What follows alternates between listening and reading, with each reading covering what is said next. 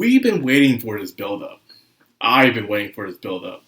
When is it going to happen? How is it going to happen? And boy, did they end it right there on the cliffhanger.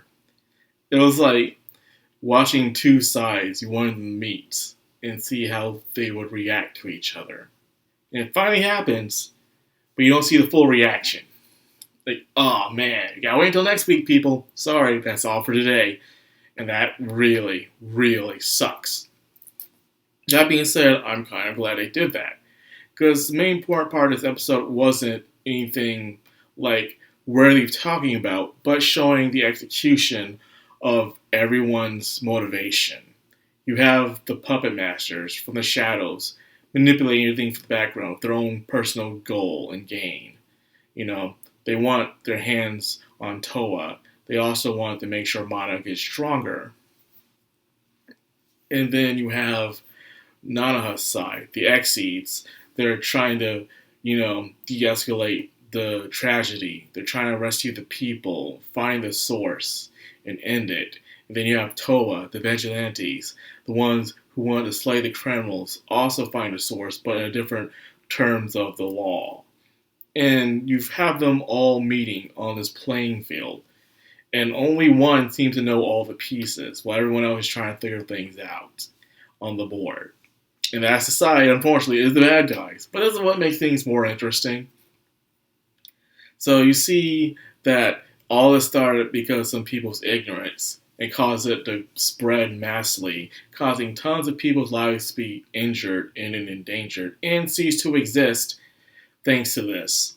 So Nanaha is cleaning up the mess, along with Sheena. Fate is to be on rescue duty. Nanaha is doing everything from air support, while Sheena goes underground in the subway station, along with Toa, trying to find anything that's happening.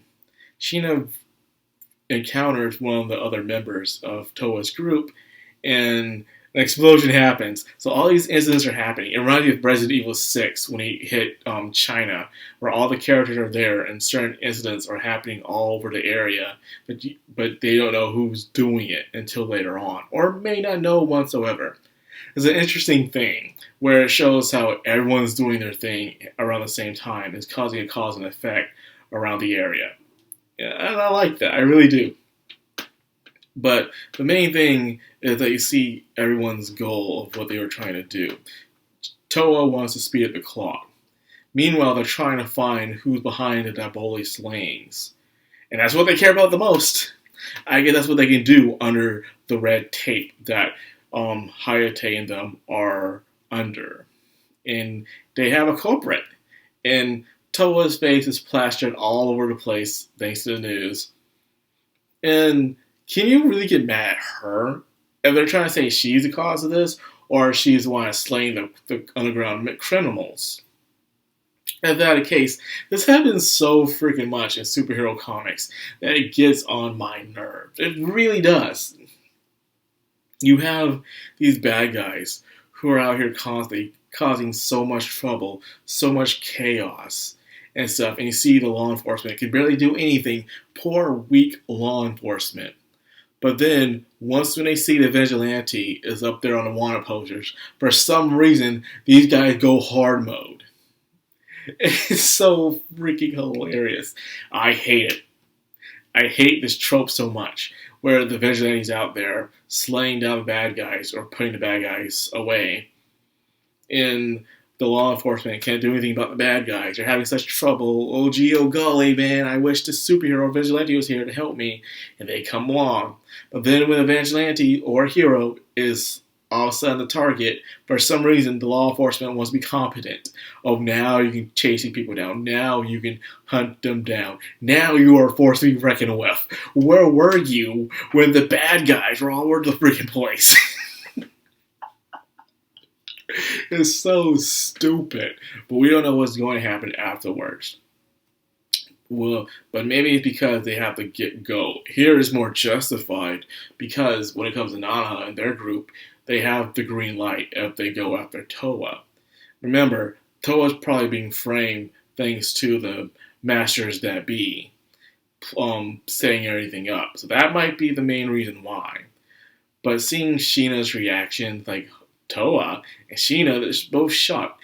what are each one of them thinking after this encounter? Is Sheena shocked of seeing Toa as a vigilante, thinks Sheena was just this girl with a kind heart who likes to help out animals and goes to school? Or will Toa see Sheena as this Daiboli user who got their powers, and the powers are very similar to one that caused her to lose her first family? Is she upset about that? How will she react? Will she be angry? Will she feel like she needs to finish off the job? What is going through their minds? We don't know. We can only speculate until the next episode comes around.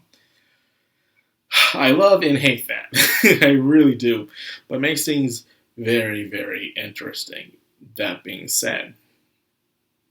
Anyways, the fact that Hayate herself is unsure about this information that they've acquired of who the culprit is.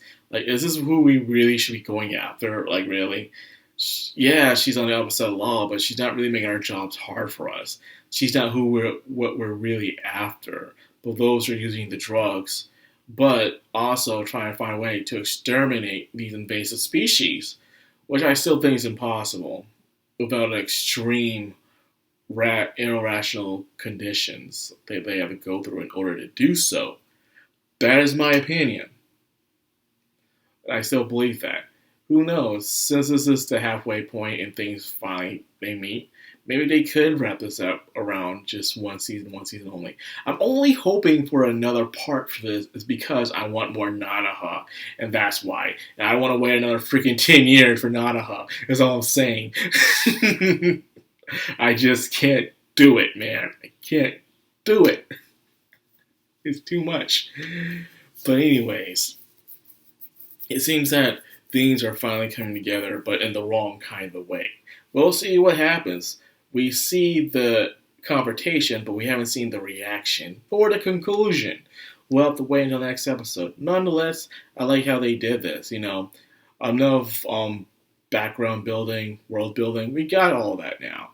Now we're just seeing the characters' motivations put on to action in full display in this episode. And that's all we really wanted now.